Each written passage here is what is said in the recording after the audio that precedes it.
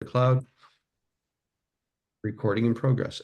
So the reason I'm recording this is because there might be some stuff that we kind of talk about that we each of us may want to go back to and look. And we will make this available to only members of Headshots Matter. It doesn't go out to anybody and everybody. And I'll figure out how we do that with a password and things like that. So I'm going to sort of maybe start going around and introducing each of you to each other. Or maybe I'll let each of you say a quick little idea of who you are and what you're up to these days. And we'll start with Will. Maybe you can say a little bit about what you're doing these days. Sure. I'm a headshot portrait photographer, obviously, like most of us. I'm in Portland, Maine, in the US. I've been officially in business for 10 years this month, so that feels good. Um, and doing a lot more corporate headshots this past year anyways, but wanting to get back into more of the personal branding, individual sessions. And I've booked 3 already for January into February, which feels good. So doing something right. But yeah, I'm a musician. I went to school for music, so kind of the artist, creative, the types of Cool. people, and entrepreneurs even are the types of people I like to photograph. But yeah, What, that's what do you that's play, about me. Will? I'm a percussionist. I classical percussion. Don't really play drum set too much, or at all, but That's terrific. more the symphony sort of percussion in the back row.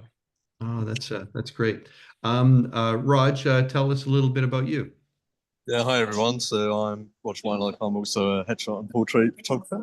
My route into photography has really come from my design and marketing background. So I've been in creative industry for about nearly 40 years now. Started off as a graphic designer, and then worked my way up to creative director.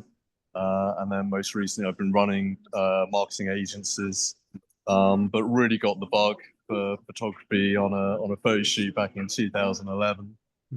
Started to really kind of commit to learning the craft at that stage, and began my sort of practice as a portrait photographer in 2019.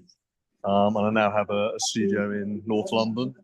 And this year is the year that I'm going to make the jump to commit into that as a full-time profession, which I was just explaining to Dwayne is an incredibly exciting step, but also a little bit terrifying. But I'm very excited about making that move now. Yeah, fear is a good motivator, right? Yeah, 100%. And also just having the bandwidth, as you said, to really commit. It's difficult to grow the business when you can only put 3 days a week into it. Yeah. So actually having 7 days a week to commit to it, I think will make a huge difference. Yeah, no doubt. I'll jump over to Cece. Tell us a little bit about what you're up to. Hi, yeah. So, yeah, so for those of you I don't know, haven't met, I'm a performance and portrait photographer. I work a lot in the classical music world and I do a lot of orchestral stuff, conductors, soloist orchestras, um, and opera as well, um, and portraits of musicians. And then in more kind of recent years, I have been doing headshots as well of, anybody that will require them. But what I'm up to at the moment, as everything is extremely quiet for me at the moment, January is a terrible month. Um, so apart from kind of fiddling with my website, and adding some other stuff, because I also work within mental health. I also am a trained, qualified arts counselor therapist, and I use photography as a therapeutic tool. So I'm kind of been working on that on my website. Um, and I'm also sort of in process of a personal project of something that I really want to do is to be doing more portraits of musicians, but more around storytelling, not just the headshots, but more storytelling and exploring their creative process, which is also a discussion that I had with Dwayne. Yeah, Um, that's terrific, and we're going to talk a little bit about the the benefit or the inspirational sort of quality of having a personal project. So that's cool. Yeah. And It Cece, you're in London, is that correct? Yeah, so I'm in Southwest London as opposed to those of you who are in North London. Yeah. You're not going to hold that against them? Is there like No, not at all. Not at No, it's just I think I've come across lots of people who have studios or whatever in North London. But yeah, so I'm the other side. That's terrific. Hi, Joanne. Joanne, tell us a little bit about you. Joanne's a new member of Headshots Matter, and tell us a Yeah. little bit of what you've been up to. Can you hear me? Yes. Yeah. This is a little bit of an introduction. You still want that? Yeah. Yeah. Go. So yeah, I'm Joanne, based in Hertfordshire, so I'm about 25 minutes north of London. So I've been sort of poaching from the London area, trying to encourage them to come up to Hertfordshire because I've got parking on the drive. That's the only thing. Benefit. And I've been doing photography for over 20 years. I have pivoted recently. I think post-COVID was a bit of a cut-off point for me. I was doing family newborn baby, and I still have some of that stuff lurking around behind me. But I made the decision last year when I put headshots on my website, and I started getting clients coming in, no babies, but people were looking for headshots. I was like, oh, this is interesting. And it's gone from there. It's really gone from there. And the more I've learned about the craft of just the headshot in itself, the more interested I got in it. And I know that I really love working with creative people. I'd say rather than corporate people, I like working with artists or actors, people that are also really creative. I find that I bond really well with those. And that's what I've been doing sort of consistently since then. And that is it. I'm just trying to restart my business after COVID. It pretty much shut down to zero. So nothing happening at all. I started with a new website, new everything. And that's still an ongoing thing. As Sissy was saying about working on the website. Yeah, Christmas endeavor was working on the website more. And I need to stop doing that. I need to stop twiddling with the website and start marketing. Yeah, and we're going to talk a little bit about sort of website enhancements and those sort of things. For some of you that have just kind of joined us, I'm going to introduce. Well, I'm going to let Anita introduce herself, and then give you a little bit. It sort of dovetails into kind of what I'm going to talk a lot about today. Anita, what? Well, hello everyone. Very nice to say hello to all. Very interested in hearing about yourself. So thank you for introducing yourselves and to continue to do so after I do my little tiny speech. Well, my name is Anita Revo. I am Dwayne's creative partner here in Ottawa, Canada. We've been working together for over a decade in his studio, Dwayne Brown's studio. I don't collaborate in Headshots Matter, but I am his right-hand woman in the studio. So I'm a complement to the services that we offer at the studio, which are mostly corporate headshots and other corporate work. And when Dwayne invited me to join this session, it was about sharing with you how we sometimes when there are times of year when there's the business kind of goes a little bit downward, and how we work together, and how what I try and do to get more work for the studio without freaking out, because sometimes when entrepreneurs are very busy, it's very easy to say, oh, everything's great, and then you go downhill a little bit. So I wanted to share some pointers with you, some ideas we've had, and a lot of it is just in how one feels about everything, right? I think we all agree that what's in our head, our fear can be a great motivator, I think, as Dwayne said earlier, but fear can also be a great barrier, right? Yeah. So yeah, we'll discuss that. But yeah, Right like on. mine is in the morning or so. So I'm not sure who that was. Tom, most people know who Tom is, but give us the nickel tour. Tom, what are you up to? Hi everyone. My name's Tom Travat. I am a photographer. I'm also a lecturer at Goldsmiths University, although my teaching is always the beginning of the academic year, so October through to December. So hitting this time of the year, there's no teaching whatsoever, apart from a few bits and pieces with my PhD student. And yeah, so photography wise, currently I'm working on a massive project with a large law firm called Freshfields. I'm shooting 530 photographs of them over the course of somewhere in the region of 30 to 35 days, which is quite a big undertaking. It's a lot of work being inside an office for days on end. It's not really my natural environment, but it's pretty good. Other than that, I think if you've seen my work, then you'll understand it's mostly working with actors. Sometimes corporate people, but it's mostly kind of creative folk.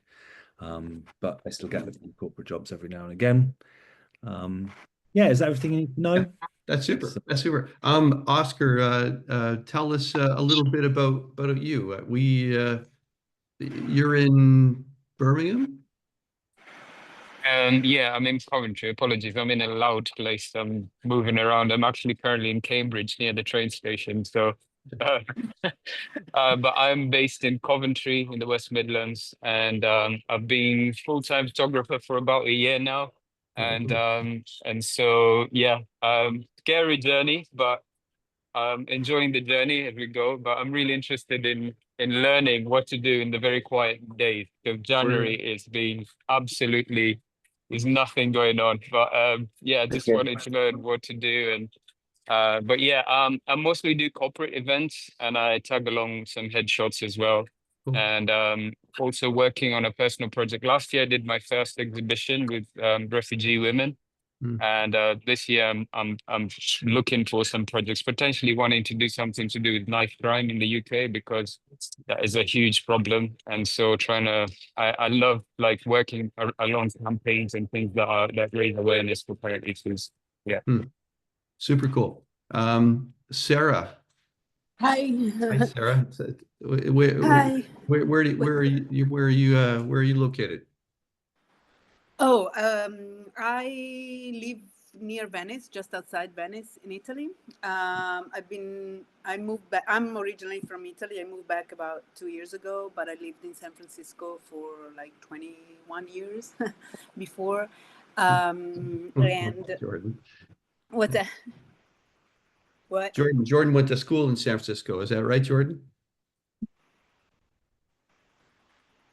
Sounds like. Yes. Yes, I did. Oh, nice.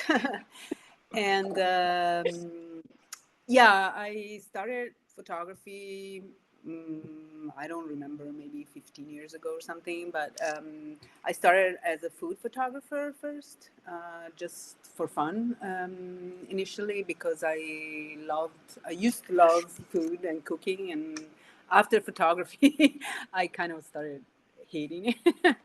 But and then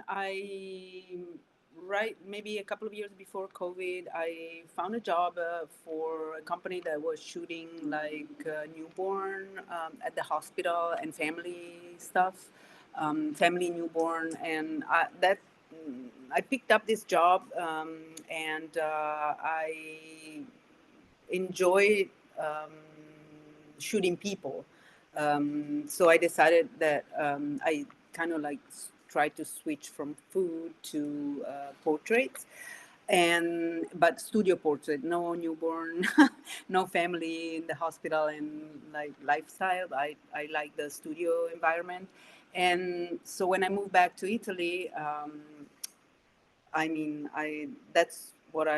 since I've moved back to Italy, that's what I'm focusing on, trying to shoot portraits. I think I need to find my niche, because I don't do like corporate headshots or anything like that. I like to shoot like regular people that want their portrait taken. But it's kind of difficult here, because people are not when I was living in the US, like people are used to like have large prints hanging in the living room, like large portraits of themselves or the family. And here it's not so much. People don't spend so much on that, so it's kind of difficult. But I'm trying to. I still work with food because I still get some jobs, but I'm not. You know, I still do it, but I'm not. It's not my Yeah. main thing right now. Well, your work is beautiful, Oh, and thank you. I think most everybody that has seen Sarah's Instagram, you'd agree it's really stunning. And I think what I'm going to do is I'm going to jump in the middle of the intros because now I'm thinking that we could spend the whole time just chatting about Yeah. who each other are. So but we're going to I'm going to be asking questions about each person so that we can sort of still everybody feels that they're sharing their story. I'm gonna the whole concept of freakouts, I call it, I used to call it my February freakout because the way it used to work is December was quiet half of the month. January pretty quiet most of the month, and the receivables, the money coming in, that's when February kind of that was when I was feeling the pinch. Now, we do more kind of corporate headshot work because we're paid a little more regularly, so we don't have the February freak out, but I kind of have the first week of January freak out because it's nice to have your Christmas holiday off, but then we all have to pay our way, right? We got to pay our rent, our mortgages, we got to buy food, all those sort of things. So when I talked to Anita after the holidays, we sat down to kind of come up with some strategies on how can we get the motor running again. And we always like to present a very optimistic picture. We never want our clients to ever feel that we're desperate or that we're really sort of kind of struggling. So the first thing that we did, and it was all on Anita's shoulders. She took care of it. Is that she went through kind of all of our older emails and kind of earmarked all of our clients that we've worked on for the past year or so, and whether it was just like one job or a lot of work. And she created emails to go to each of those clients. And we didn't use a CRM. We didn't mass do it. Uh, Anita really sat down to kind of so that each person, when they got the email, it was to them, and it wasn't something that felt standard. And I think that it takes a little more time to do, but it's critical. And it was really, really important for us to not present, thanks for the business. We're ready to shoot again this year. It was really just, I guess, a message of gratitude. And maybe Anita, you can sort of jump in on that. And how Yeah. did you kind of create those messages? Well, we discussed that, it was not about, pushing out a special deal or a sale or any sort of thing. We typically don't do that, but sometimes one is tempted to make that appear like we're kind of wanting some more business. So it was just a very simple email. I kind of divided our clients into three groups. So in the past year or so, maybe 10 months, I went through everything manually, very old school.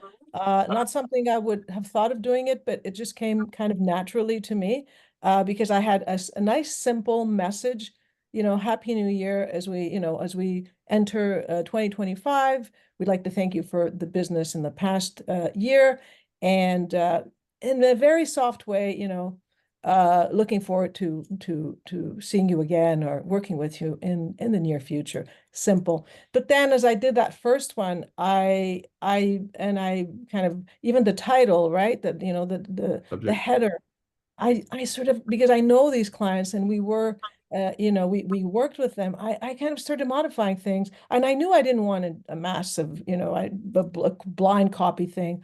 And I just started catering to each one individually. I mean, I didn't take forever, but we had quite a bit of business.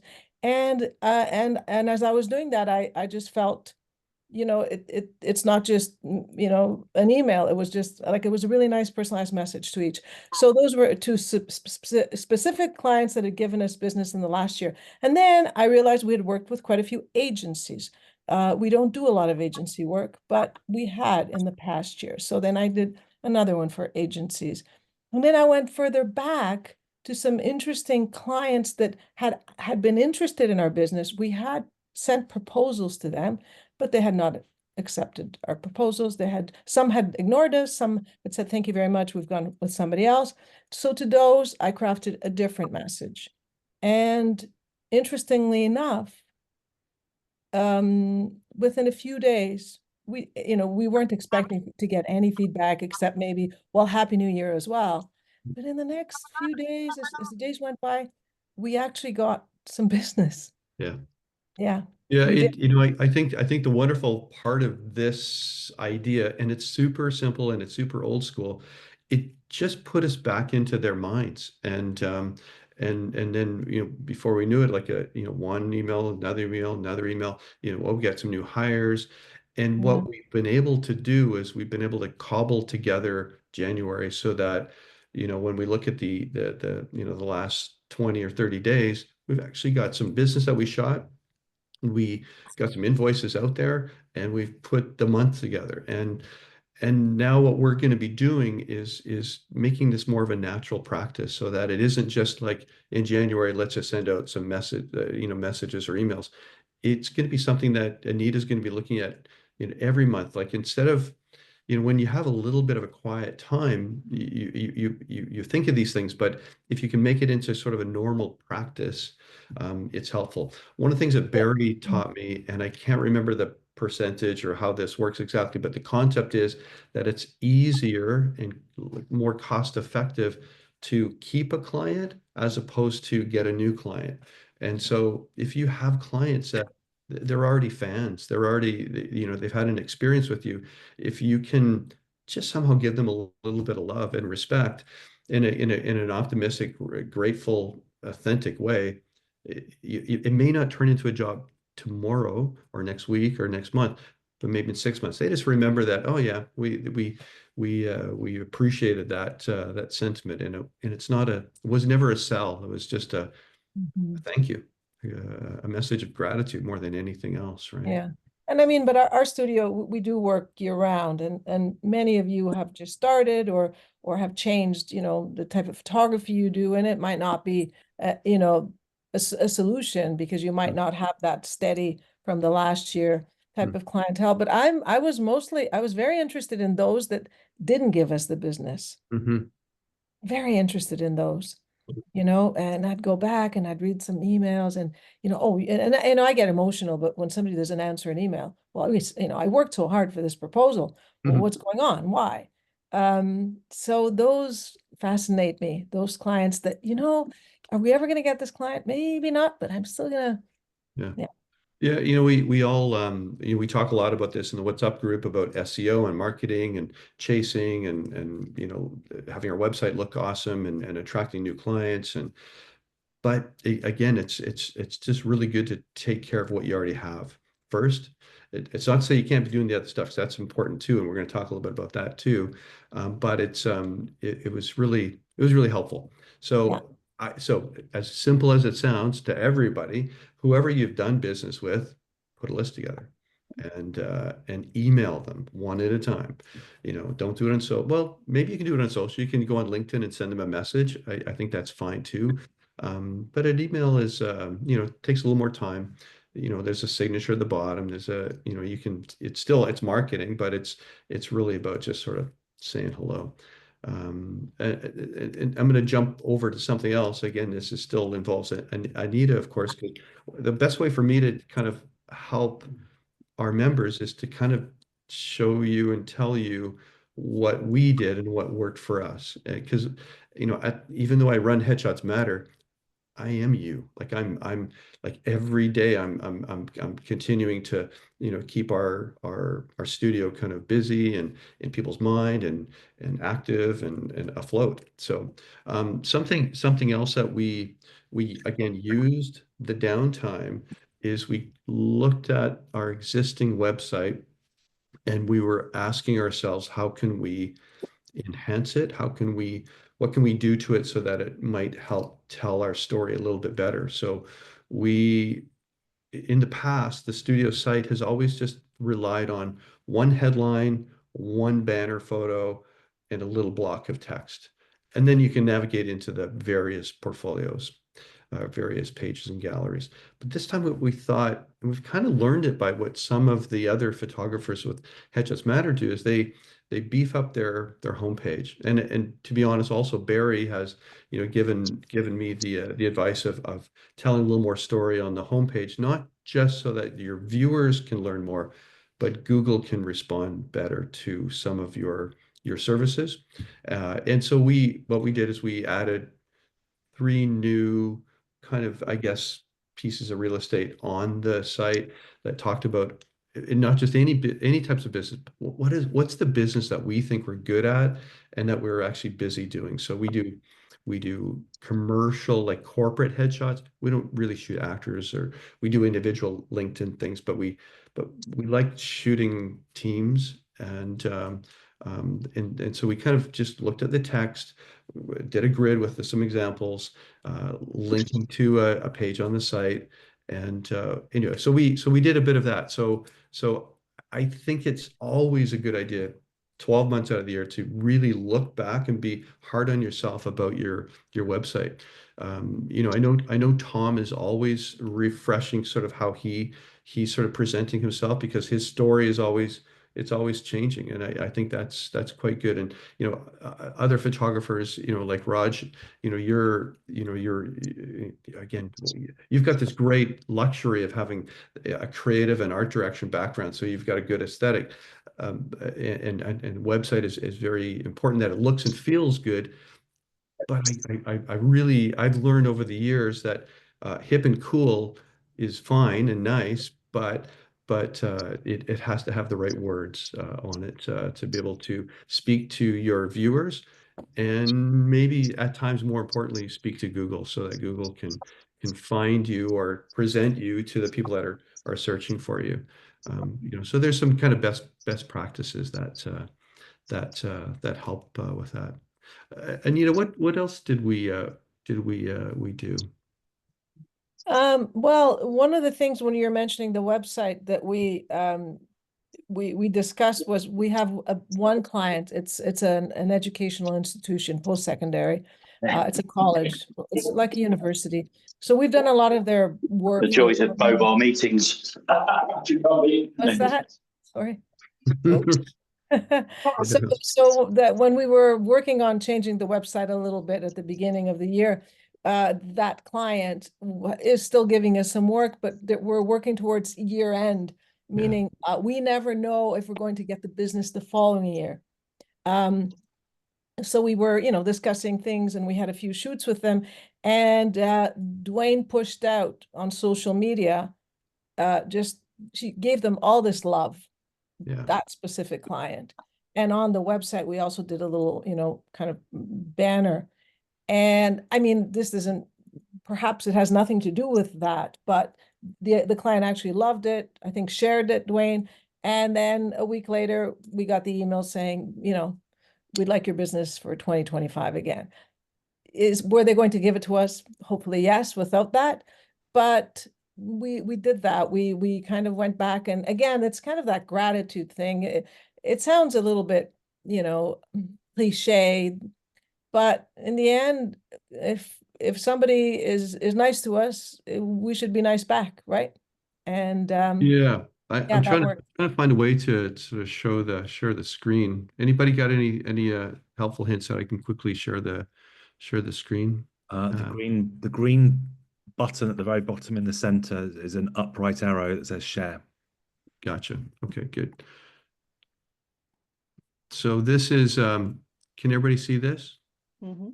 Yeah. So that would be an example. So we've done their it's called Algonquin College. We've done their all their brand work for the past several years. It's, you know, it's the images on the sides of buses and billboards and outdoor and view book. And so we created a nice banner image for the website, but then we were sort of not sort of burying social with it, but we were putting it out there. And then the people that are in the marketing department were seeing it. And of course, whenever we push out anything on social, it isn't about so much about, hey, look at us, aren't we awesome?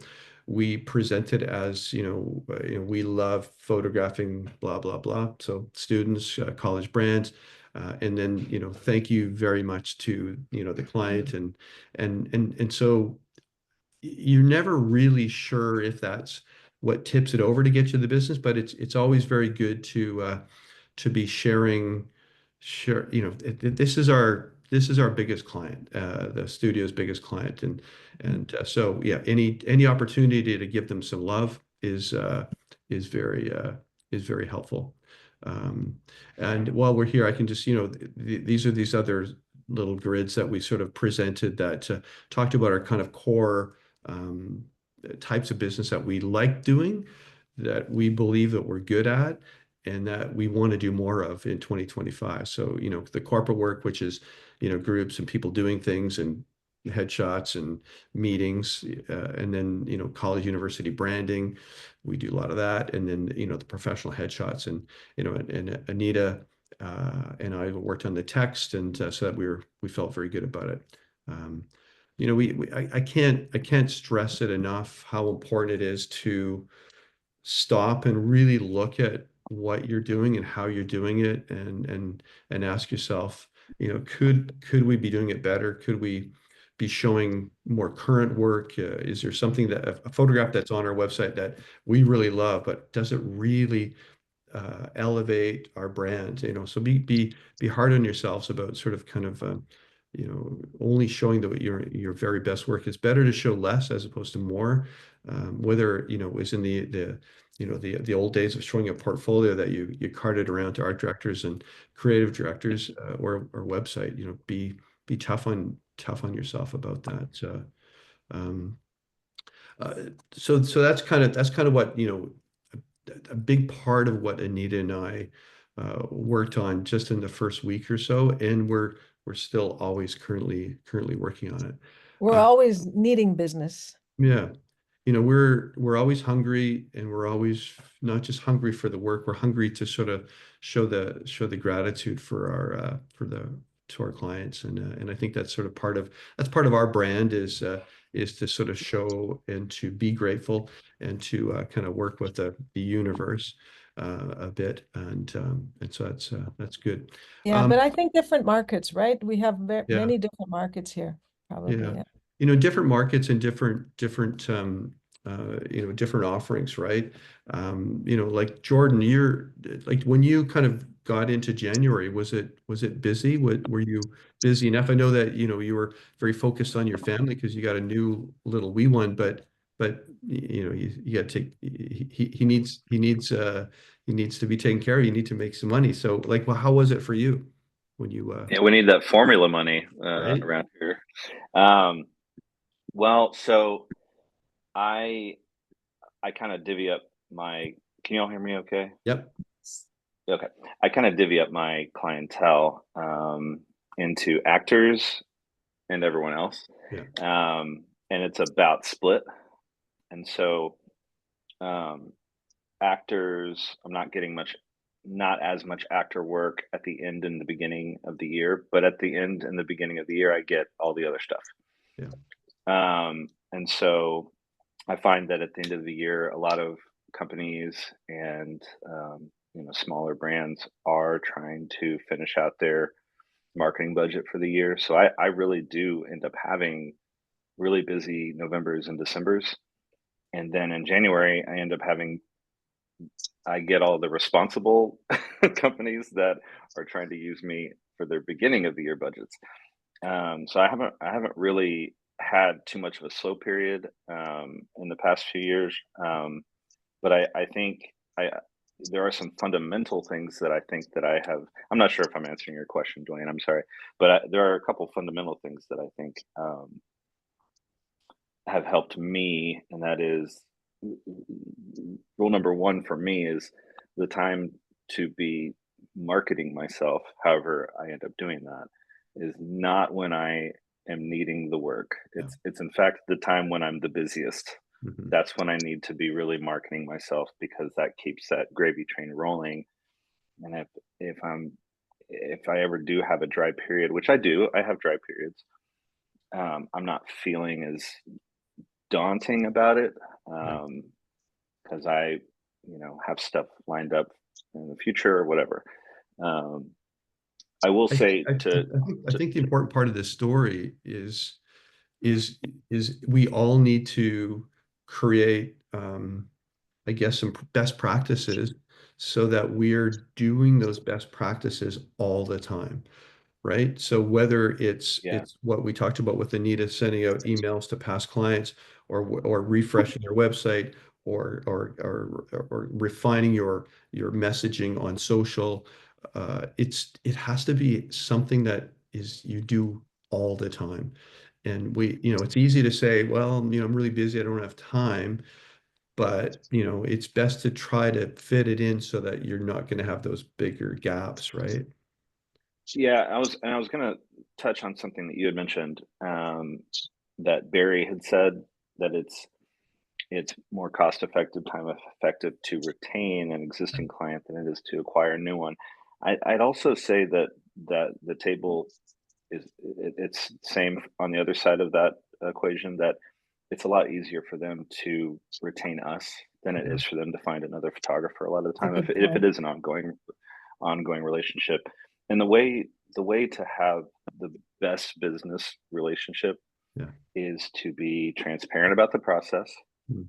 to be a joy when you arrive. I mean, if you can give people a good time, Yeah. make them feel good about themselves. We all know this, but um, it's just it changes everything. A referral is, I'm sure, all of our best marketing. Yeah. I know it's certainly the case for me. I mean, referral business is 90% of it for me. Word of mouth, right? It's always, it Yeah. sounds super cliche, but it's always been, and always will be the best way. When someone's in need of a headshot or a project to be shot, and if someone asks someone like, who did you use? And they tell them why, and it's a positive experience. And by the time they get to you, they're kind of already sold. Yeah, you might still need to work out the money, but it's certain, those endorsements are critical. So yeah, be good, be joyful, be affable, be a game player, all those good fun cliche things. It's super important, right? Hmm. Yeah, Positive thoughts create positive outcomes. yeah. You Awesome. what Really. you what you put out, you get Try back. dealing with fucking cancer. I don't know. Ramon, how are you? How's business for you right now? Um, Hi guys. It's starting. I just had a meeting right now for a lifestyle photo shoot. It's more like towards the end of February. Yes. Uh, and I sent a quote for one or two jobs in January, but they didn't turn up. So it's very slow.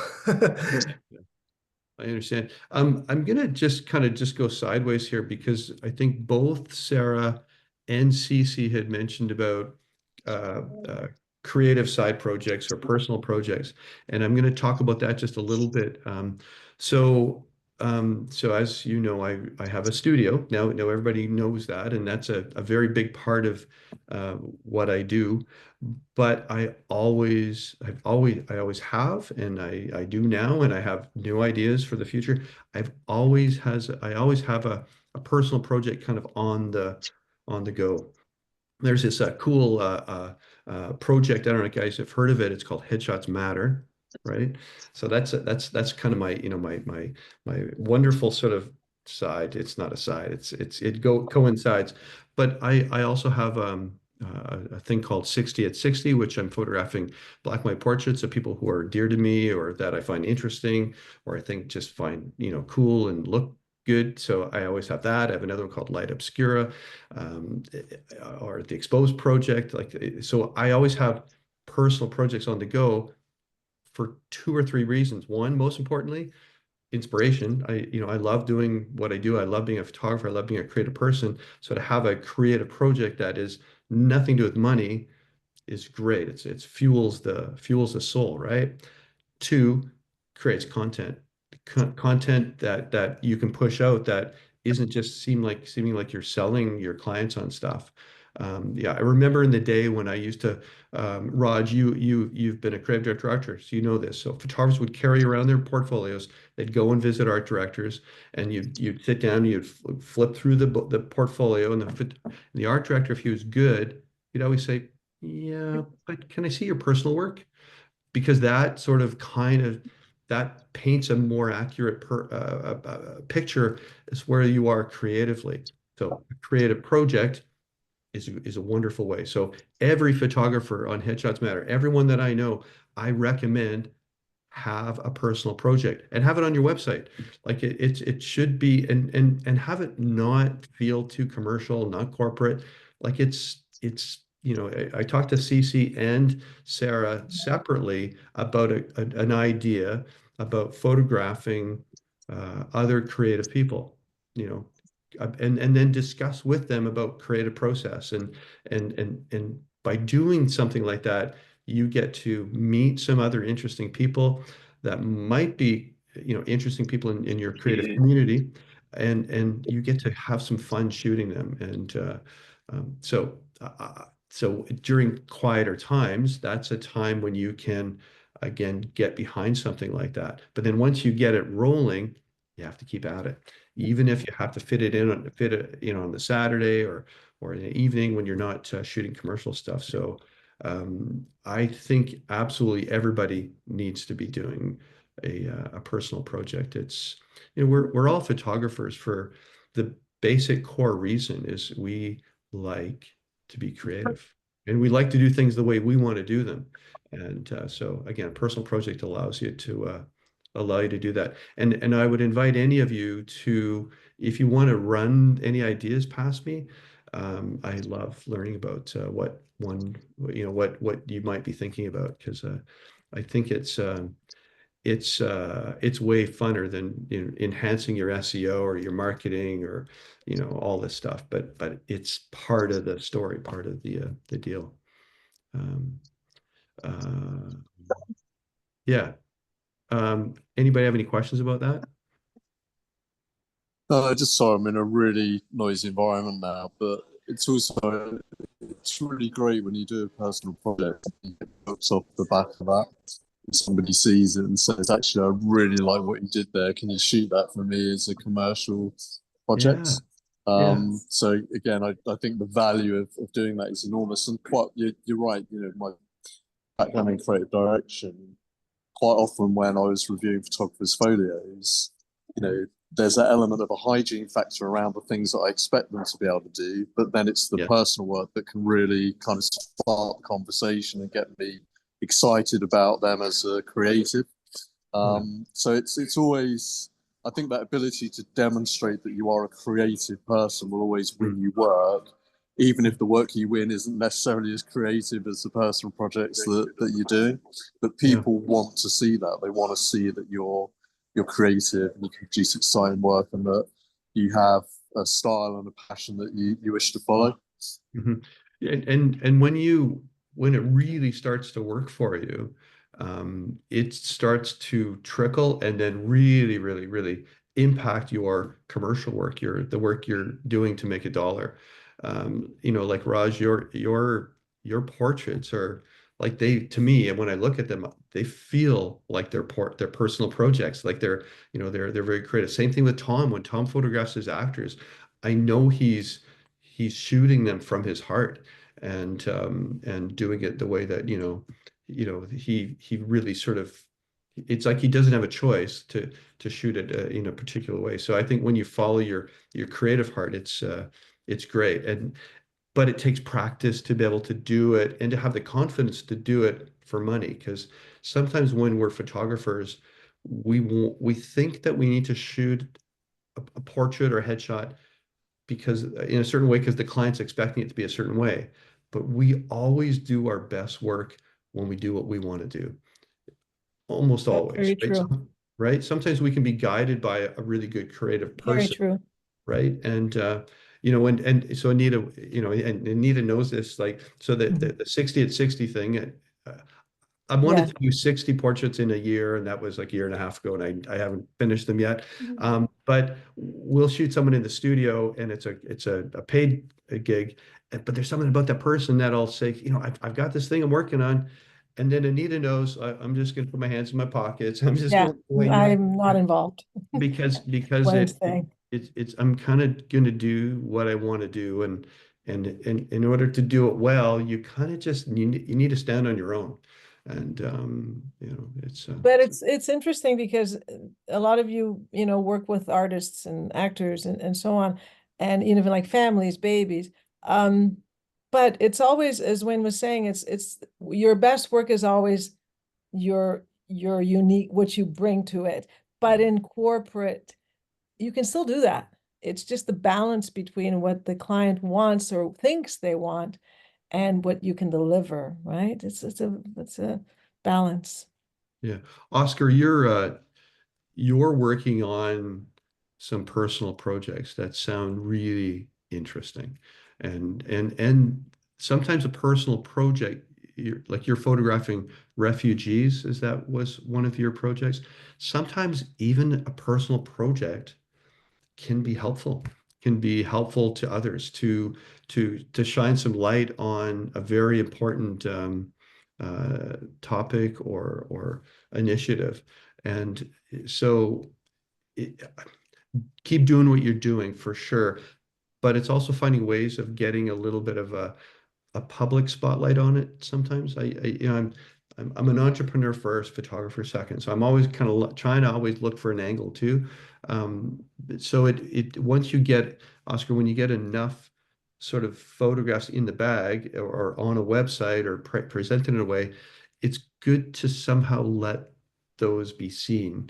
If you've got the sign off of, because perhaps some of the people you're photographing have very private stories, so you may not have that authority to be able to do that. But if you do, it's good. And if you're really are very passionate about that topic, maybe there's some agencies that are in Coventry that would love to help tell that story. I think on that, Paul, are you there, by the way? Paul Saxby?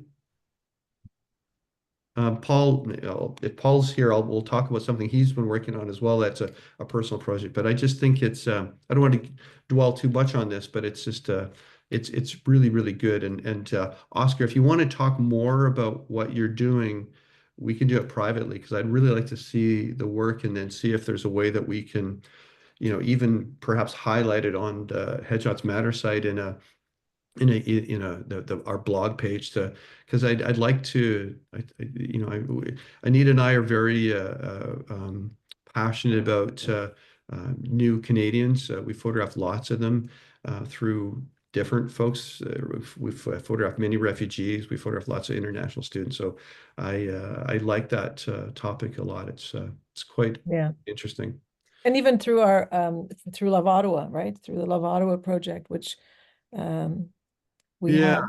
We started a project years ago. It's still relatively live. It's called Love Ottawa. And it was a project that we highlighted people who loved our city.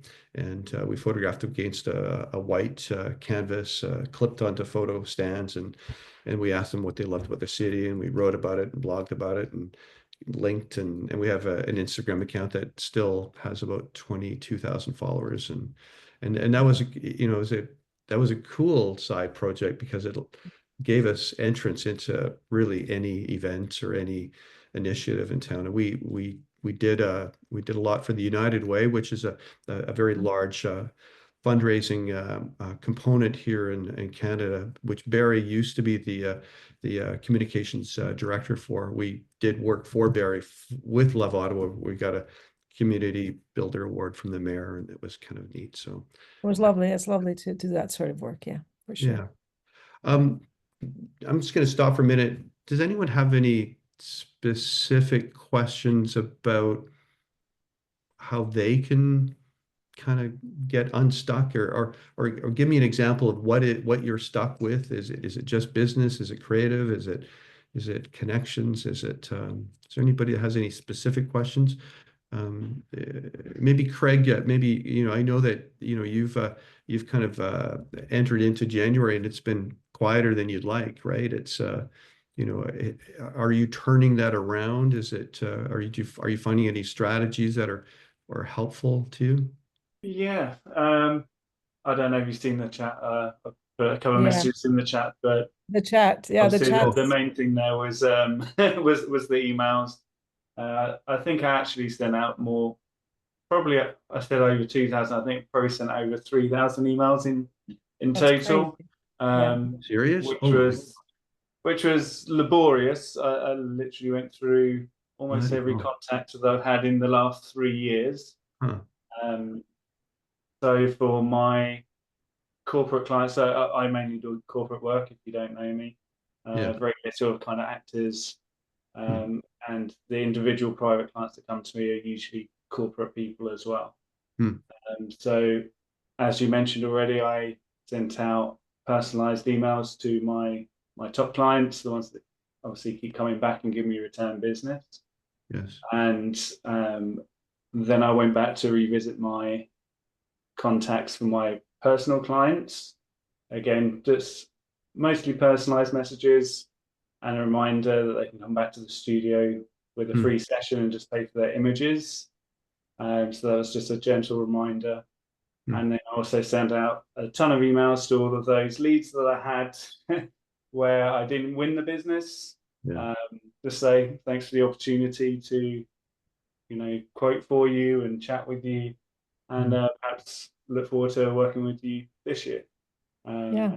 So What I obviously, want to say to that, Craig, I need you to know that from where we sit, you're extremely hardworking and you're very dedicated and you're determined and your work is excellent.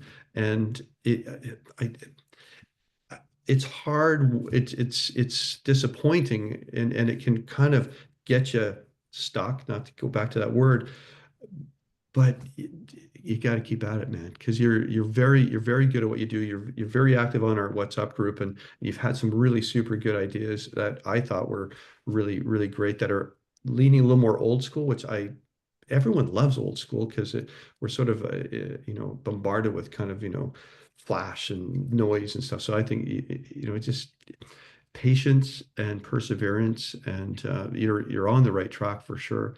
And thanks for the kind words. It is tough. I think I'm doing most of the right things and pushing the right buttons. And I I believe you didn't are. speak about my background, but I come from just linking back to what some people said earlier. My education was mostly in music, classical music, and then I had a 20-year career in IT. I'm a very technical kind of person, very analytical. And so one of the things I do is very much go back and look at all my business analytics and see, what can be improved, looking at the numbers. You talk about lifetime value of clients and things there as well. Yeah. And, those sort of metrics, I think that, I'm hitting the benchmarks and doing the things that I think the business should be performing well. The main block for me is filling that funnel in the first place. Yeah.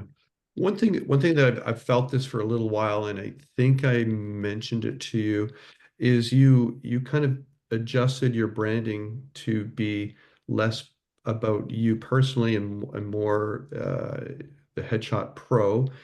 And I think that's great, but I think it's important to never lose touch with the fact that the reason why people are going to use any of us in a repeat way is because of us personally. And so I think it could be something to think about, not necessarily to run, your name up the flagpole, but for sure, your city and some of your personal experiences. I think it's good to just kind of maybe just kind of peek through that Headshot Pro brand a little bit, so that and even when you're putting stuff out on social and you're very active on social, and I think that's terrific, is again talk about the personal experience and because you're very good at what you do and you deserve to be busy. Yeah, And thanks. I guess we hear this a lot, but I'm one of those people that active in WhatsApp chats and yeah. reading messages and so on, but not so on for talking about myself. I don't really share on Facebook and LinkedIn and Instagram. I don't tend to. I know Yeah. it's one of those things that you kind of have to do these days. So it's Well, things so I'm planning. on that note, what I'd like to offer, or both Jennifer and I think we've been working on kind of we've got a new component or initiative on the Headshots Matter site called Backpage, and it's Jennifer has spearheaded it, and it's a little bit of a nod to the Proust questionnaire that we got known on Vanity Fair, and so we're inviting photographers one at a time and other creative people that are out there. We got a kind of a fun list in our mind to kind of invite, but that might be something to if we'll talk to you about that privately and see if we can get you to participate in that. We'll get to learn a little bit more about you creatively, personally, and Jordan has done it and Sean's done it and Mike has done it. Sarah has participated in it, and it for us it's really exciting because we get to learn a little more about what makes you guys tick. And if that's too personal, we've got the Studio Talk interviews that we're kind of rekindling as well. We've got a couple of those that we've sent out in the last day or two, so that it may be a way to again to come out of that brand that you've got. It's a good brand for sure, but we want to learn more about Craig and For sure. run you up the flagpole. Thank you. Yeah. Yeah. So I'm gonna keep pushing on that. Who haven't we? Chris. So something that Chris and I have been talking about a little bit is he might relocate, might not sure. And Chris has been working hard to just we'll call it enhance his website from a look and feel, and also how the navigation is working, also the page titles, the subdomains on the SE for SEO, and also some information. Who the man? It's very important when anybody enhances their website on the back end. You have to say a lot about where you are, and you got to say a lot about what you do. And if you don't do those things, and even if your website looks really beautiful on the front, Google is not going to be able to help you be seen. So Chris has been working quite hard on that with, in my opinion, great success. And so my hat's off to you for that. And any of this stuff, it's ongoing. You always have to be sort of kind of polishing the sculpture, right? And then it takes a while to identify whether or not those enhancements have worked, but they will ultimately work. It's better than having not those enhancements. What are your thoughts on that, Chris? Yeah, I mean it seems fairly intangible when you're doing it, but it's important. I actually went through my SEO descriptions and stuff like that, and there weren't SEO descriptions for a couple of important pages and stuff like that. So I think it's probably important to, periodically do a big review of all of that. Yeah, incredibly frustrating back end stuff. And you've been doing a bunch of networking as well, so that's helpful, right? I think it's all I do at the moment. It's really interesting. You're absolutely right. I'm sort of gearing up to do a big move from. I live just outside Ashford in the UK at the moment. Probably somewhere in the UK. Well, definitely somewhere in the UK. Probably to Bristol in the west, but not entirely guaranteed with that. I've just left a university where I've got not a huge amount of voluntary severance money, but certainly a bit of voluntary severance money. which affords me the luxury of research time. I'd call it, in the university. But basically, developing skills or going on trips and things like that. You were talking about sort of creative blocks to creativity earlier. Yeah. And I'm sort of, I find myself paralyzed by choice at the moment because whilst networking all the time, building up the spreadsheets of potential contacts and emailing and stuff like that, doing all of that boring stuff. What I really want to be doing is, knocking on Sarah's front door and saying, so, hey, how do you make those amazing portraits? Show me. I'm not going until you do.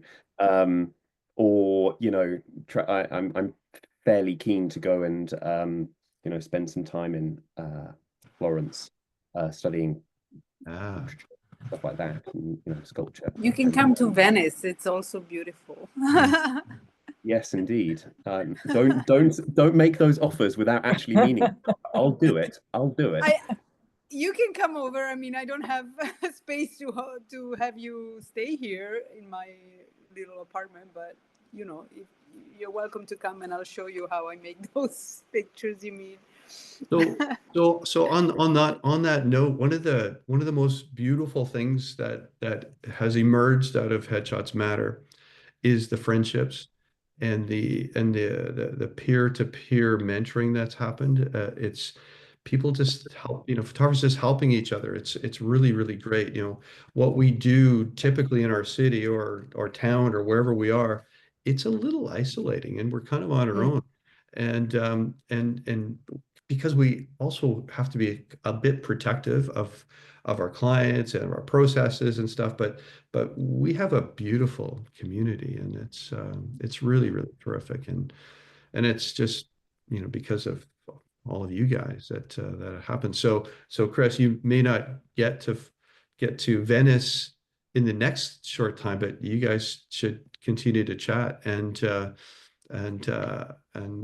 we all can learn from each other. It's pretty special. Pretty special. Cece, I'm going to ask you, have you gotten your first person to shoot yet? No. Putting you on the spot. I have a possible one. Yeah, because I'm dealing with musicians that some which certainly I know. Yeah. But of course they're people that working all over the world. So, but I have a possible one of a conductor I know who's in London in February. Yeah. And I'm hopeful that he may have some time to give me. That's cool. Yeah, don't be afraid to contact Alexander and just tell him that we're friends, and maybe you can photograph him as well. Do you know where he's based? In London. Oh, is he? Okay. But I think he's in Florida as well. He conducts for the he's in Naples at the moment, and but he is based out of London. Yeah. Oh, okay. Just go on his Instagram, which is open, and just follow him, say hello, tell him that you're friends with Dwayne and Anita's and Jennifer's, and if he's got time, he's a very generous person. Oh, and thank you. especially if you've got to create a project. Yes, I mean, I did photograph him, but I mean, it was like, maybe 30 years ago. So and he was performing, right? He was conducting. Yeah. One I'm thing gonna say goodbye very quickly. Okay. Thank you, Anita. Thank you. It's been a pleasure. Okay, have fun with your daughter. We'll do. Gonna eat some paella. Take care. Good. All right. Thanks. Bye. One thing I want to mention, and this kind of, I think I mentioned it to Sarah as well, is so let's say you're going to do a personal project that's portrait based, and you've got your sights kind of high of who you'd like to shoot, because that would be fun, is start with who you know. So what I suggested to Cece is find a musician who you have a good relationship with that will say yes, or maybe a couple of them. And then once you shoot them and they're in your studio or you're shooting them backstage somewhere, you say, part of my project is to ask you who I should connect with next. And so when they give you, well, they're going to think, well, yeah, you should contact this person, tell them that I said you should contact them. It's a little bit of a the door has been opened up a little bit, right? So it's kind of it's sneaky, but it's a good strategy in my opinion. Um, yeah. Um, Chris, back to you. You said that sometimes you're kind of a bit paralyzed by the choices. I'm going to just talk about something that I heard in a podcast the other day about enhancement of anything in life. So we all, we're creative professionals and we have lots of things that we can enhance. So whether we can enhance our website, our marketing, our business practices, our post-production, the way we shoot, which kind of cameras we have, it can be bloody daunting. This person that I was listening to, they said, settle on one thing. So maybe you've got 5 or 10 things that you want to enhance. Distill it down to like 1 or 3 that are more important or not even important, that are doable. Because if you have success in doing one of them, it may give you the energy and the confidence to do the second one and the third one. But don't feel that you need to do it all right away. It's, you'll end up doing none.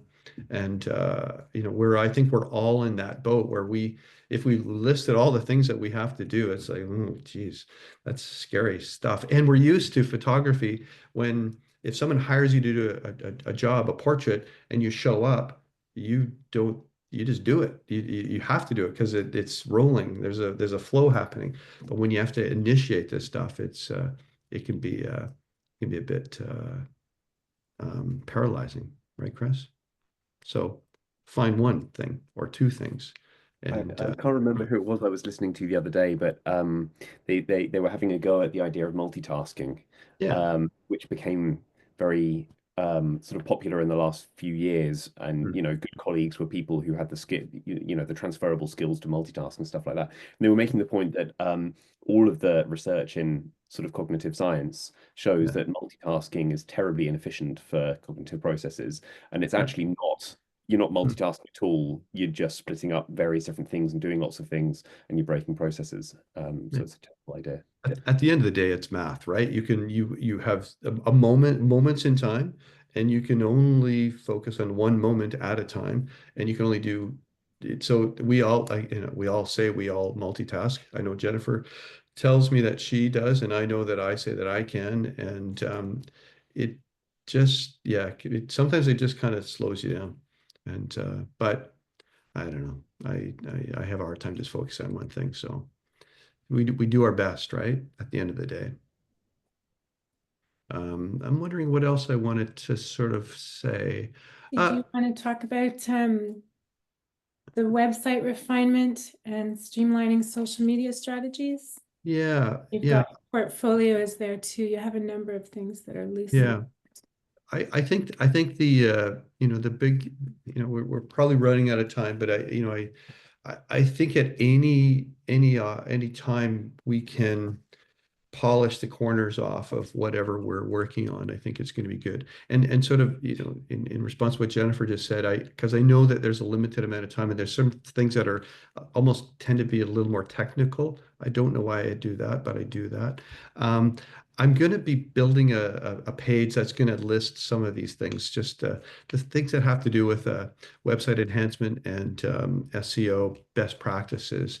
I've been kind of working with chat and getting a pretty good list of some things that we can kind of look at that are, just best practices. I'm not an SEO expert, but I have learned a lot of things over the years, and there's just certain things that we need to do. Every photographer needs to do. I used to think that a website needed to look terrific. It does, but it doesn't matter how terrific it looks if you don't have the right H1 text on your homepage in your header. It's going to make it harder for Google to take people by the hand who are searching for a portrait photographer in Venice to find find you. So there's best practices, and Barry, has been super helpful to me, who, I think I kind of know what I'm doing with all of this stuff. But because Barry comes from outside of my bubble, he's taught me some things that are, again, good best practices that we've implemented into the Headshots Matter site. And that's why we do pretty good from an SEO perspective, and people can find a page. I can typically build a page, a gallery page, and in a half a day or a day, I can typically get a photographer on page one. Depends, not London, not New York, but smaller cities. New York and London are tricky. But on that note, search for best headshot photographer in London. See who comes up. Tom, do you have any ideas who comes up? Me. Yeah. And Tom, of all of our photographers, Tom is a hard worker. Tom doesn't stop. Tom is always pushing forward, and sometimes it can be a pain in the ass to me at times, because he's even pushed me at times when I could, need to be pushed along. And but I think it's that the podcast really helped, right? That's a big part of it. That's Yeah. I went so it's from all so it's all Barry's fault. languishing on page 3, 4 of Yeah. Google up to number 1, pretty much just by doing the podcast. That's why I wrote content in there. Yeah. Because if you if you listen to as many marketing podcasts as I do, you'll recognize that what people are actually really searching for and engaging with is content. As nice as it is to write lovely websites, what actually people the way people are finding each other these days is far less through search and much more through social media and content. Yeah. What that means is that content provides a form of legitimation of your website and of who you are. So if you've got different things pointing at your website, so YouTube, Instagram, LinkedIn, other platforms and so on, pointing to who you are, then Google will really like that, because it reads all of those things. So if you are not shooting and you're wondering why people aren't walking through the door, you've got to be creating work. You've got to be creating stuff. You've got to constantly be doing. And I would say that even on months that I have a reasonably busy month, the bookings that I need, I will always be shooting other shoots, test shoots and stuff. Not these months, not January, February, and March at the moment, because I've got no time at all. But that's why if you're following me on Instagram, you won't see anything happening over the next few months, because I'm just Yeah. I want to finish things off with if you'd be so kind. Will participated. I don't know if you initiated, but I'll let you sort of tell. Will had a pretty cool event thing that I'd like to learn about, to encourage more of our photographers to do. Anyways, with that little bit of mystery, Will tell us a little bit about what you did this month. Yeah, so I've been really focusing on networking the past few years, doing a lot of networking. Like Chris said, I feel like that's all I'm doing. But there's quite a few groups here in Portland that host events, and I'm feeling that they've been getting a little stagnant and stale. A lot of the same people are there. It's kind of just like hey, how are you doing? Like no real like business trading back and forth sort of thing. So I wanted to kind of mix it up, and I've had this idea for a while and called it Headshot Happy Hour. It's basically a networking event where people can sign up for a headshot while I'm there at the event. I think I limited it to 24 slots in a 2.5 hour time period. So it was just basically corporate headshots, like quick volume sort of feel. They came in, got a new headshot, and the logistics of it, and also, but when I first was thinking about it, the getting paid for it and not doing it for free, because it was a lot of work and was something that I was struggling with. But I talked with a friend of mine who's in my networking group, who's in a who's part of a credit union. They are looking to sponsor events like that. So they sponsored it. And they're actually sponsoring 4 of them this year. So we're doing 1 each quarter. And the headshot, it was at a brewery. So the idea is to go to different breweries or distilleries in town, which there are quite a few of. So I think I need to do some R&D on figuring out the next the next space. But I sold out of my headshot spots, and I had about 50 to 60 people show up, which was beyond what I was anticipating. And I had the option of people buying additional images afterwards. So I had people buy additional images. I used headshot tools for that, for like the corporate side of things, the volume sort of thing. And people were able to buy buy images afterwards. And it worked out. It felt great being compensated, but also the energy at the event was amazing. And a lot of people were complimenting that and feeling really good about that. So it was a fun event, and got 3 more to work on now. That's terrific. And so you had it sponsored by the credit union.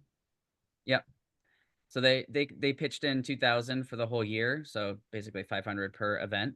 And they have a table. They have a table there. They helped with registration. They had a little promo to get people to sign up. There was a little speaking portion, and basically for me saying thank you, and they were able to give a little blurb.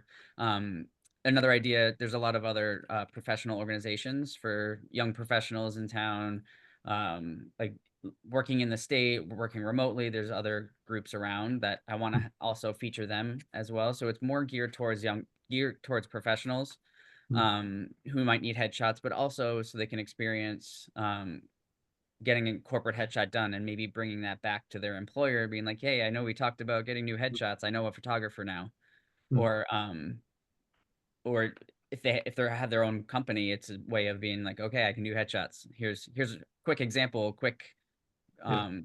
experience for you to go through. So I think it's an excellent idea. And, we all talk about, marketing and how do we create new business, and some companies, obviously, other than photographers, they'll spend money on marketing. Photographers were a little reluctant on doing that, but some do. Even if you have to, I guess, subsidize something like that, if you're making a little $500, that's great. It kind of covers a bit of your covered the effort. food Yeah. and some drinks. So Yeah. And so if you can get it somewhat sponsored, that helps. But even if you're not making a ton of money on it, like it's a, obviously there's more than just the time to shoot it. There's post and there's promoting, but every time you're promoting that, you're promoting you anyway. So it's the awareness piece was a big thing that I was trying to focus on. And so I charged for the headshot spots. It was like $30 and you got 1 free drink. So there's 24 free drinks plus the headshot, and then you could buy more images after. So there was a commitment to get your headshot. Otherwise, you could just come for free and network and cash bar sort of thing. So that was kind of the setup for that. Yeah, I'd love to help with your help develop the idea so that it could be even a Headshots Matter branded thing. Maybe a Headshots. little franchise model or something. Yeah, well, it's just it's fun, and at the end of the day, Jennifer and Anita and I did a similar thing at a company called SEO Plus, and we just did it 100% for free. We didn't do that many people. Jennifer, how many people did we do? Maybe 10? No, there was more than 10, but Yeah. they were all networking. They were there networking, and there was a lot of students. There was a lot of international students who Yeah. had worked around the world and done placements around the world. It was really fun and very good feedback and very good energy. Yeah, it was, yeah, and on the topic of energy, like it's, that can't be underestimated. Like to do something that's, you enjoy, people are there for fun reasons, and yeah, it puts everybody in a good light. So I love the idea, and it's something that, we're going to figure out how we can do something similar. Yeah, happy to talk with anybody. If you want more details, let me know. Cool, man. Okay, well, I think maybe that takes us to our time. That was 1 hour and 20 minutes. That's terrific.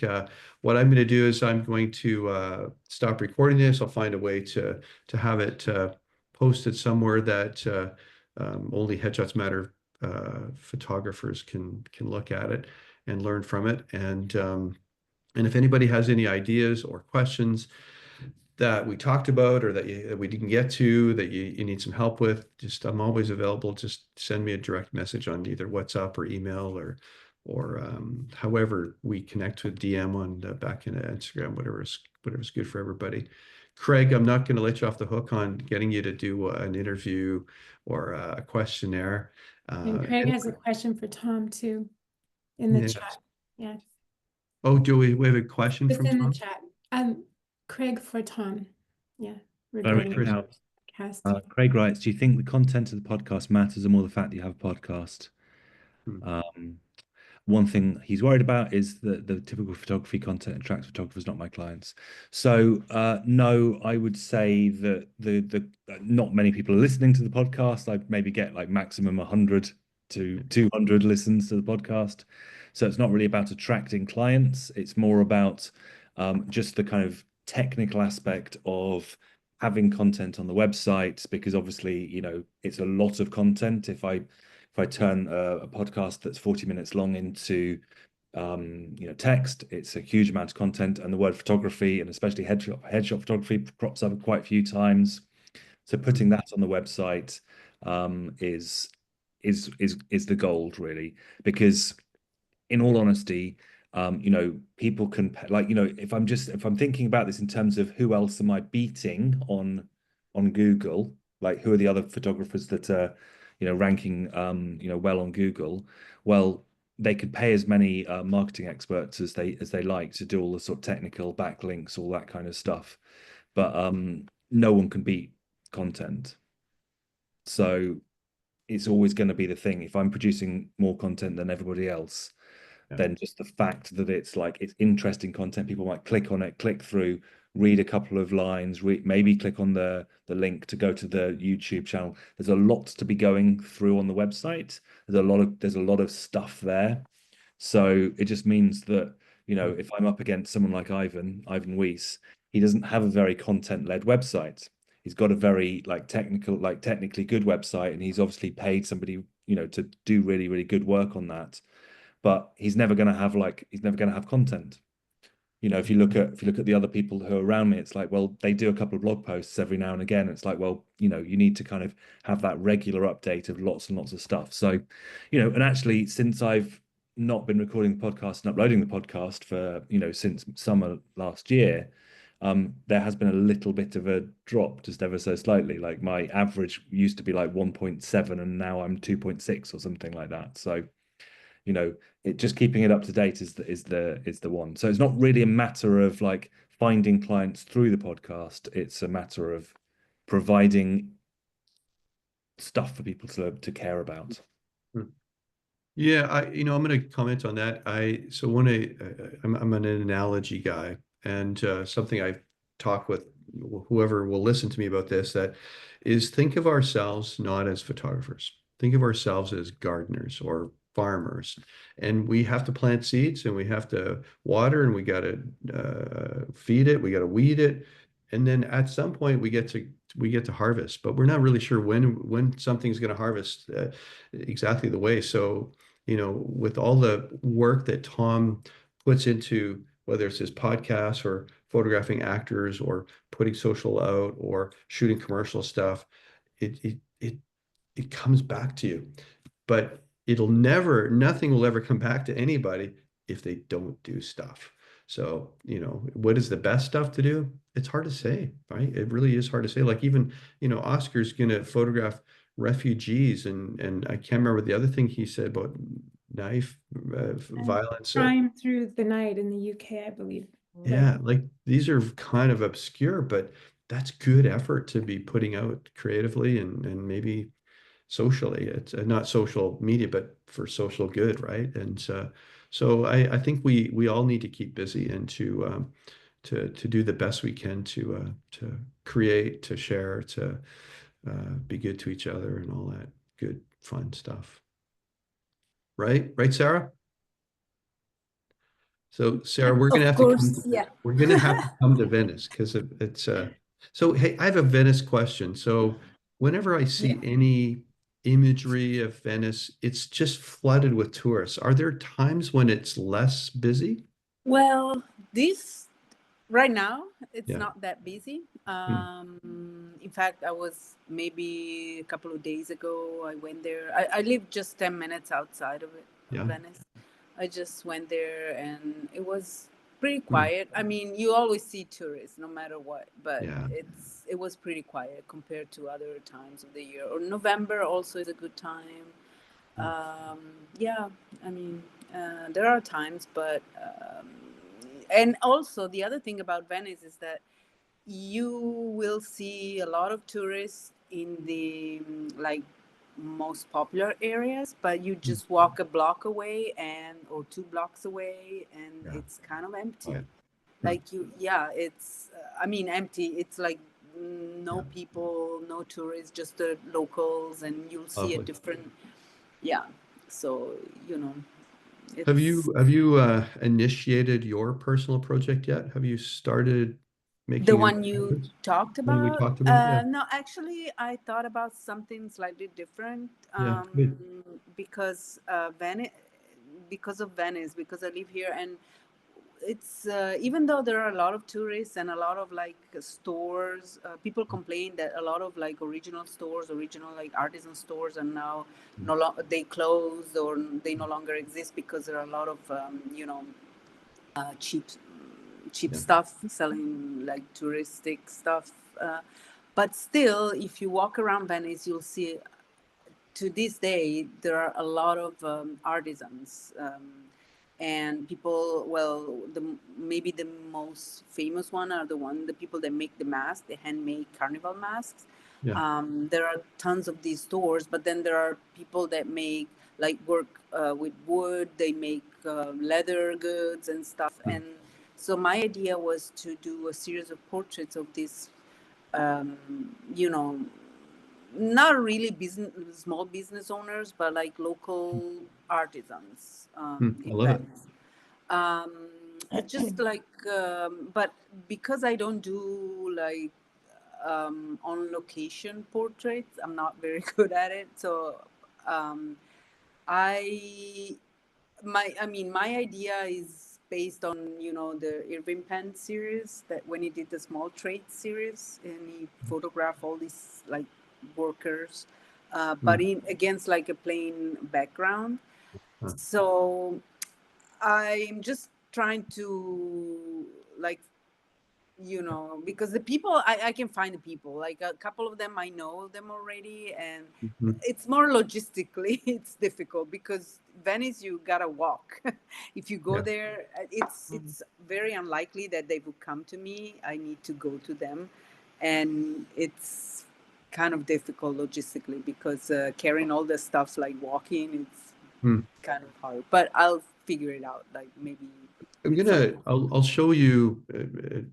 I can't find it that easily right now, but Anita had mentioned that a project that we started years ago called Love Ottawa, and we again it was a 3 foot by 3 foot white canvas, like stretched, painted white, clipped it to photo stands. We took it places. We took it inside restaurants, cafes, the street, businesses, on bridges, like all over the city.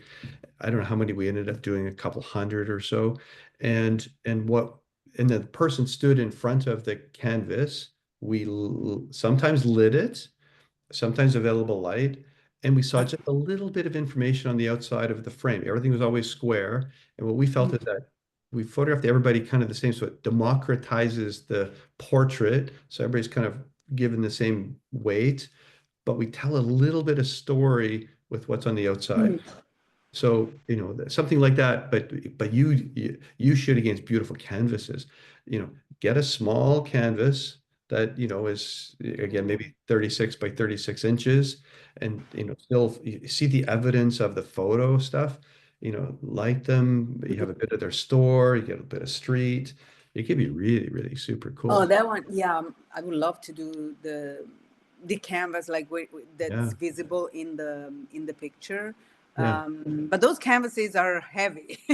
The ones I Yeah. use are really Yeah. heavy. Yeah. There might be, But I can use a plain like gray background and then put a Yeah. texture in Yeah. So I guess what I'm saying is that take your studio yeah. there.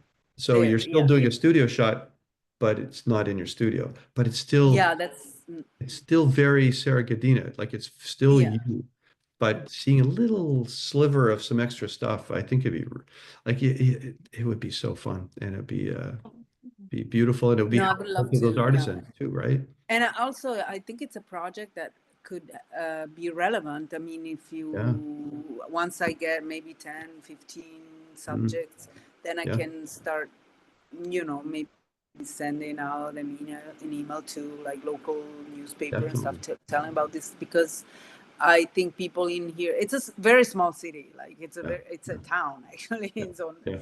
I think it can be, can raise some When interest. we did the Love Ottawa project, we were on, before I even met Anita, I was on TV and on radio, and we were in newspaper. Like it's like people get behind any project that celebrates a city, and Yeah. if you can do it in a creative, artistic way, because my take, without ever being to Venice feels like a creative town. Feels Oh, it like, is. Yeah. right? So to do it in a creative way would be really pretty lovely. I'm sure you can get a lot of attention. We have to go, but I wanted to maybe just say one or two things about Joanne, because Joanne has been, so again, as I always tell anybody, a photographer, if you want to get good at something, you got to do it a lot. If you want to be a good photographer, you got to shoot a lot. You got to shoot all the time. And so Joanne's been a photographer for a long time, but she hasn't been shooting actors for that whole career. But it's interested her. She's wanted to get good at it. So she has, I guess this is almost like a creative project, but has an entrepreneurial kind of twist on it. How many actors have you photographed, Joanne, in the past 3 or 4 months? I think I'm about 30 at the moment. 30. And how much have you charged them? Money wasn't part of the deal. Right, exactly. So, No. so Joanne has wanted to improve and to become good at this. So it's not forever. It's just until you I know, because someone's got to pay for the wine and beer and all that. No, but it's a way to practice your craft, and photographers used to call this testing, and when you'd shoot models or actors.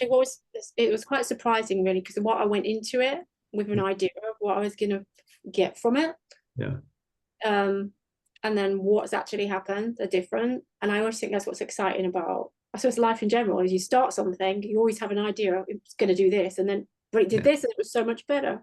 And so that's what happened, because letting go of the money with it was just more sort of, I was just looking for models, basically. It wasn't like I'm doing it for free. It was never a thing about being free. It was about, I want to practice, I want to learn. I can't practice my clients. I can't do new experimental stuff on my clients, and I can't try new lightings that I've seen that I'd love to try. My son is sick of sitting for me, so it was like really nice to try and find some people that needed images, that were happy to sit there and be messed around with. Let me try this, let me try this. So that's where it came from. But I never thought about the marketing and the networking and all the connections that I've made. I never thought of that ever. And that's what's happened. And people have been posting stuff on their own pages. I never asked them to do that. They've just literally just been posting. So it's helped me to start my social media content, which needs more work. But it's just been a really good injection for me to get a lot more content for the next year. So I just didn't know where it would go. And I finish it in the middle of March. I'm just going to finish my last shoot in the middle of March. So I'm just doing like 3 or 4 a week at the moment, which is hefty, but I just want to troll through as many people as possible and try as many things as possible. Good for you. Cece has a question. How did you acquire your subjects? How did you find them? It was really, really easy, and it was insanely inspired. It's not like me to usually come up with something that works like this, but I went and made an account on mandy.com. Oh, okay, I know. And I literally went there like with no idea that anybody would respond, and my inbox had 70 people come back to me instantly within 2 days. So if anybody needs people, there are people there that the nicest thing about it recently was one guy said, "Thank you so much for doing this." He said, "I've got no money, I'm out of work." And I was able to do it for him. And my studio has been sat there empty, and I feel guilty about that. I'm like, if I can't figure out how to get my work out there, these images are helping people. I've seen what they've done with them. And that's been really lovely. Even if there's no money, it doesn't matter to me. I just felt like, wow, I'm so, it makes me cry at times with some of the things people have said. So it's just been a whole thing of like giving and seeing. I mean, there have been people that run off and I've never heard from them again. I mean, you get everything. But yeah, also backstage, I think you could do backstage. That's, I think they're tied together. I mean, Tom would know all about that. I'm just still learning so much about like the acting industry and everything. So yeah, it's been wonderful. I've had too many people, too many. This just been overwhelming with the amount of people come through, because I've done it twice now. I did it September to December, and then as that was coming to an end, I was like, I've learned so much. I don't like what I was shooting in the beginning. I like what I'm shooting now. I want to do it again. And so it's helped me develop quite quickly in what I'm like tearing through lightings and going, I love this. No, I don't like it anymore. I don't want to do that anymore. I want to try this. No, hate that. This is now where I'm at now. I'm kind of settling and going, yeah, this is something I think I can move forward and stay here a little while. So we'll see where I'm in March. But that's the rest of it, the marketing and all that, that's all got to come this year, because that's my Achilles heel. Can't bear it. But now I've heard content. I'm going to try. We'll get you. I don't know if you and Barry have talked at all, but Barry's always got some good ideas for the marketing stuff and the website. Like, I'm kind of just enjoying the process, sort of mildly stressed when it's not. I've got a real client tomorrow. I've got a paid client tomorrow. I'm really excited about that one.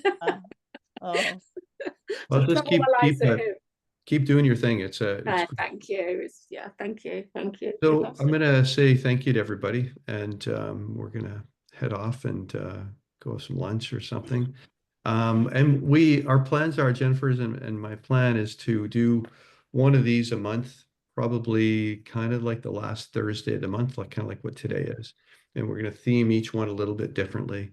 And it's beyond my dreams of whatever I imagined Headshots Matter would be, and it's just turned into this really, as I said to Tom the other day, it's this beautiful jewel that it's a great community of people.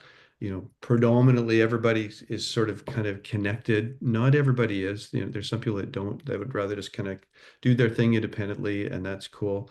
But we've got a really great group. So my gratitude and heart goes out to every one of you. So thank you. And so we'll keep in touch, and I'm going to, I haven't figured out exactly where this will live, but it'll live somewhere. And I'm working on building just a page of some information about more the kind of the harder to explain things, like the SEO kind of things that are just have some best practices that everybody should take care of, and whenever you have the time. And it'll have a comments component. So if you have questions or things to add to whatever I put on there, everything's always organic, and we're all learning, right? So thanks everyone. Have a great Thank you. Thank you. See you. Thank you, Dwayne. Thank you, Jennifer. Bye. Pleasure. Bye, Tom. Okay, cheers. Bye, Sarah. Bye.